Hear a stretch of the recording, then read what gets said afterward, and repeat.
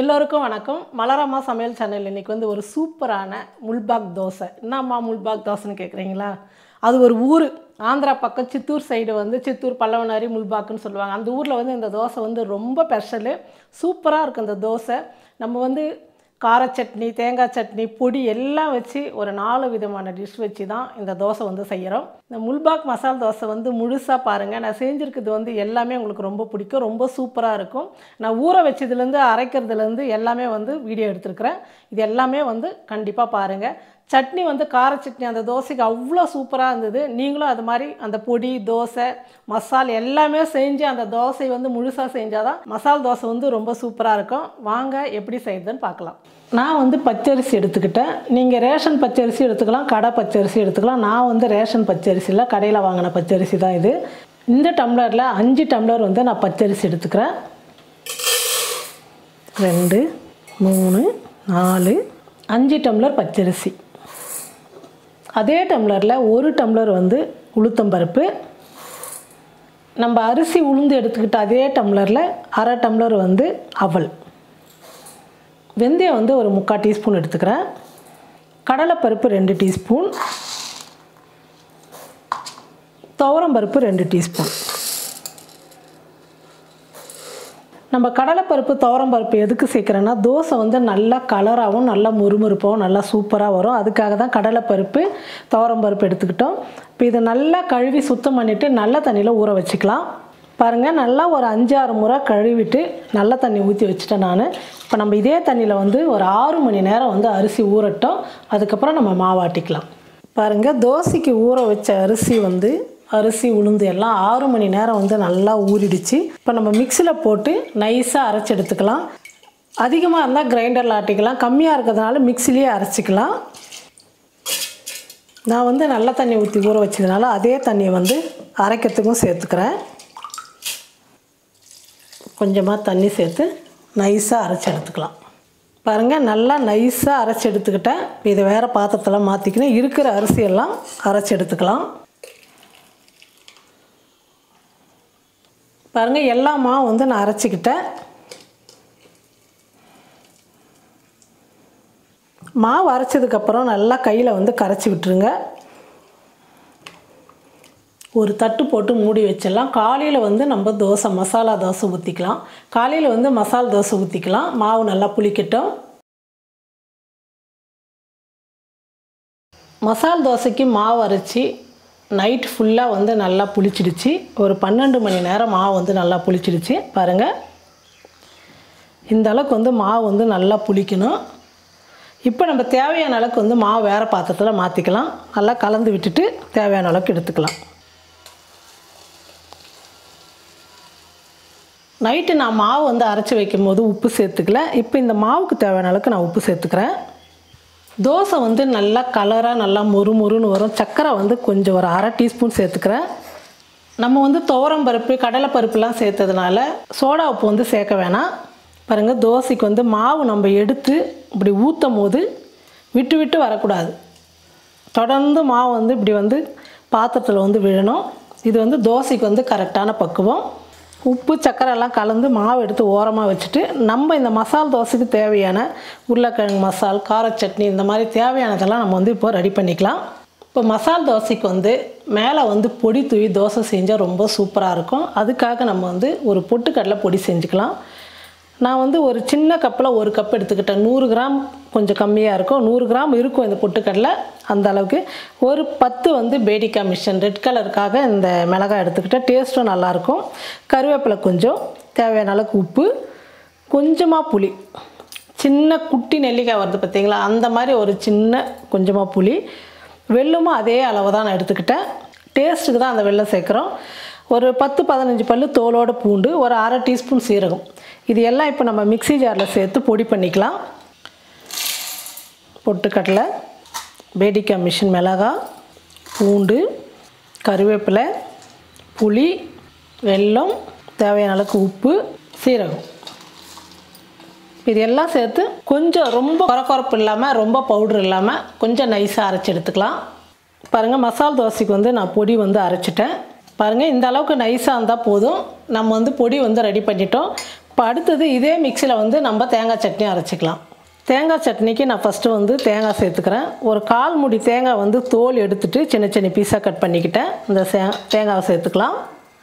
ஒரு 5 பச்சை மிளகா, கொஞ்சம் கறிவேப்பிலை, ஒரு குட்டியாக வந்து புளி, சின்னது ஒரு துண்டு, ஒரு சின்ன பீஸ் வந்து இஞ்சி எடுத்து தோல் எடுத்துகிட்டு சின்ன சின்ன பீஸாக கட் பண்ணிக்கிட்டு அதையும் சேர்த்துக்கிறேன். ஒரு 2 டீஸ்பூன் பொட்டுக்கடலை, கொஞ்சம் உப்பு,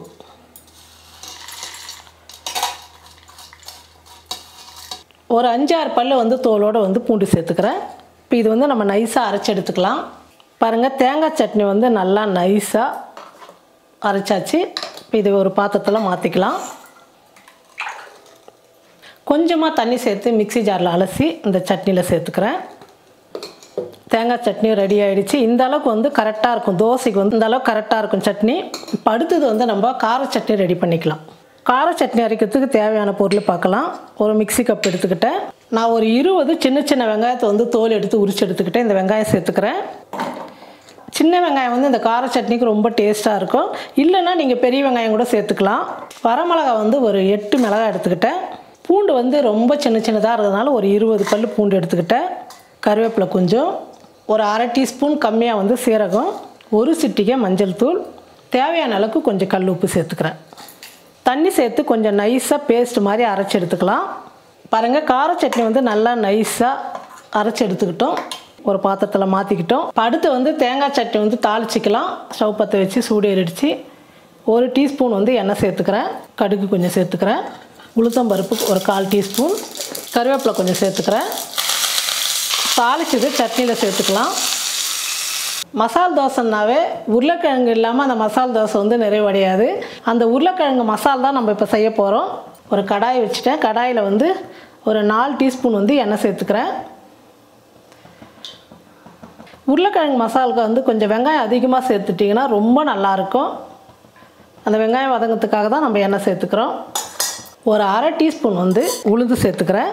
ஒரு 1/2 டீஸ்பூன் கடலைப்பருப்பு, கடுகு, கடலைப்பருப்பு உளுத்தம்பருப்பெல்லாம் நல்லா பொன்னிறமாக மாறி வர அளவுக்கு வறுத்துக்கலாம். ஒரு பெரிய வெங்காயம் எடுத்து சின்ன சின்னதாக நீல வாக்கல் கட் பண்ணிக்கிட்டேன். ஒரு 6 பச்சை மிளகா, கொஞ்சம் கருவேப்பிலை, இது எல்லாமே ஒன்றா சேர்த்துக்கலாம்.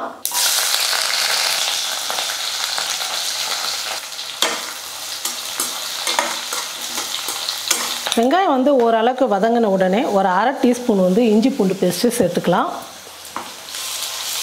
இப்போ இஞ்சி பூண்டு பேஸ்ட்டோட பச்சை வாசனை போகிற அளவுக்கு வெங்காயமும் சேர்ந்து நல்லா வதங்கட்டும். இப்போ கொஞ்சமாக தண்ணி சேர்த்துக்கிறேன்.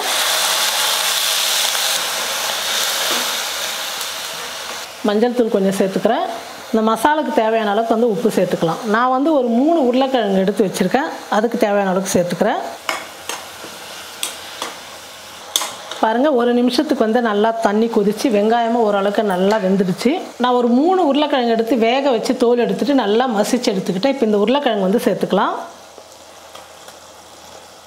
மசால் தோசைக்கெல்லாம் வந்து நீங்கள் நைஸாகவும் மசிச்சு எடுத்துக்கலாம்.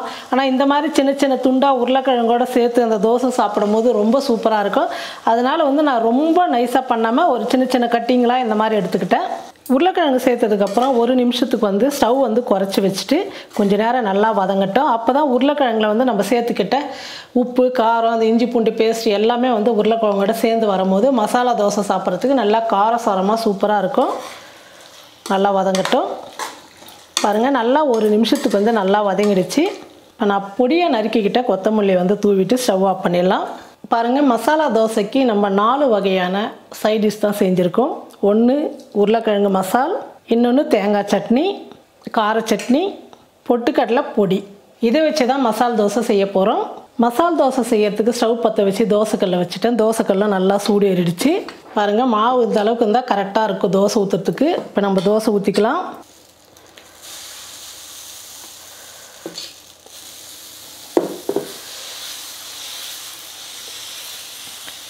நான் ஊற்றுற தோசை ஒரு தோசை சாப்பிட்டாவே சரியாக போயிடும். அந்த அளவுக்கு வந்து நல்லா பெரிய சைஸாக தோசை ஊற்றிட்டுருக்கேன். நீங்கள் மசால் தோசைக்கு வெறும் நெய் விட்டும் செய்யலாம், இல்லை வெறும் எண்ணெயும் சேர்த்துக்கலாம். நான் வந்து எண்ணெய் நெய் 2 வந்து மிக்ஸ் பண்ணி வச்சுன்னுக்கிறேன். இந்த நெய்யும் எண்ணெயும் சேர்த்து நம்ம தோசை மாவு மேலே ஊற்றிக்கலாம்.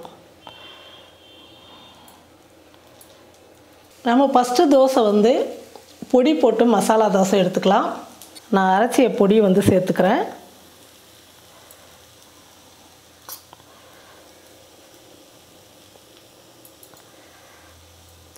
நல்லா தோசை ஃபுல்லாக வந்து அந்த பொடியை வந்து நல்லா தூவி விட்டுடுங்க. அப்போ தான் சாப்பிட்றதுக்கு ரொம்ப சூப்பராக இருக்கும். பொடி தூவிட்டு நம்ம வந்து உருளைக்கிழங்கு பல்லியை செஞ்சுருக்கல அந்த உருளைக்கிழங்கு பல்லியை வந்து வச்சுக்கலாம். இப்போ இந்த மாதிரி வந்து ஒரு சைடில் வச்சிங்கன்னா நீங்கள் தோசை வந்து மடித்து எடுக்கிறதுக்கு ரொம்ப நல்லாயிருக்கும். பாருங்கள் தோசை வந்து நல்லா வெந்துடுச்சு. இப்போ நம்ம எடுத்துக்கலாம். பொடி போட்ட மசாலா தோசை சூப்பராக ரெடி ஆகிடுச்சு. பாருங்கள் எந்த அளவுக்கு நல்லா கலராக எவ்வளோ நல்லா வந்திருக்கு. இந்த தோசை இப்போ எடுத்துக்கலாம். அருமையான பொடி மசாலா தோசை ரெடி. அடுத்தது வந்து காரம் போட்ட மசாலா தோசை செஞ்சுக்கலாம்.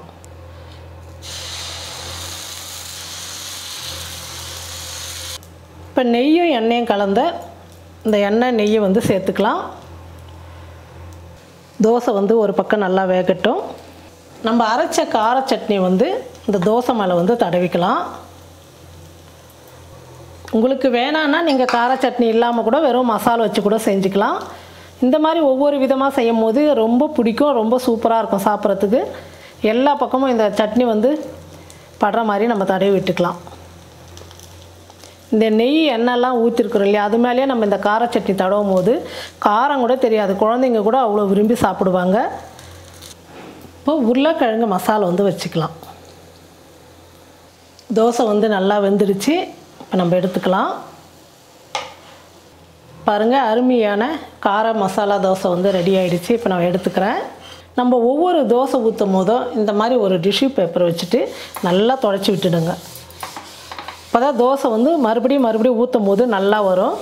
இல்லை ஒரு காட்டன் வெள்ளை துணி அந்த மாதிரி நல்ல ப்யூர் காட்டன் துணியாக இருந்தால் அதை வச்சு நீங்கள் துடைச்சிக்கலாம்.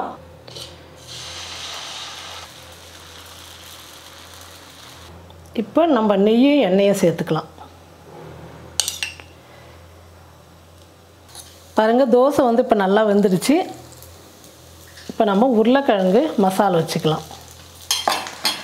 இதுக்கு முன்னே நம்ம ஊற்றுனதை வந்து கார சட்னி வச்சு மசாலா தோசை செஞ்சோம், பொடி வச்சு மசாலா தோசை செஞ்சோம். இப்போ வந்து வெறும் உருளைக்கிழங்கு மசாலா வச்சு மட்டும் ஹோட்டல் ஸ்டைலில் நம்ம வந்து மசாலா தோசை மூணுமே வந்து ஹோட்டல் ஸ்டைலில் ஒவ்வொருத்தரும் கேட்குற மாதிரி ஹோட்டலில் செஞ்சு கொடுப்பாங்க. பொடி போட்டு செஞ்சு கொடுங்க அப்படின்னு சொல்லிட்டு. இப்போ நம்ம தோசையை வந்து எடுத்துக்கலாம். பாருங்கள் 3 விதமான நம்ம மசாலா தோசை செஞ்சுருக்குறோம். உருளைக்கிழங்கு மசால், பொட்டுக்கடலை பொடி, கார சட்னி, தேங்காய் சட்னி. நீங்களும் இந்த மாதிரி உங்கள் வீட்டில் வந்து ஒரு அருமையான பொடி தோசை, கார தோசை, உருளைக்கிழங்கு மசாலா வச்சு 3 வகையான மசாலா தோசை செஞ்சு பார்த்துட்டு எப்படி இருக்குன்னு சொல்லிட்டு மறக்காமல் கமெண்ட் பண்ணுங்கள், ஷேர் பண்ணுங்கள்.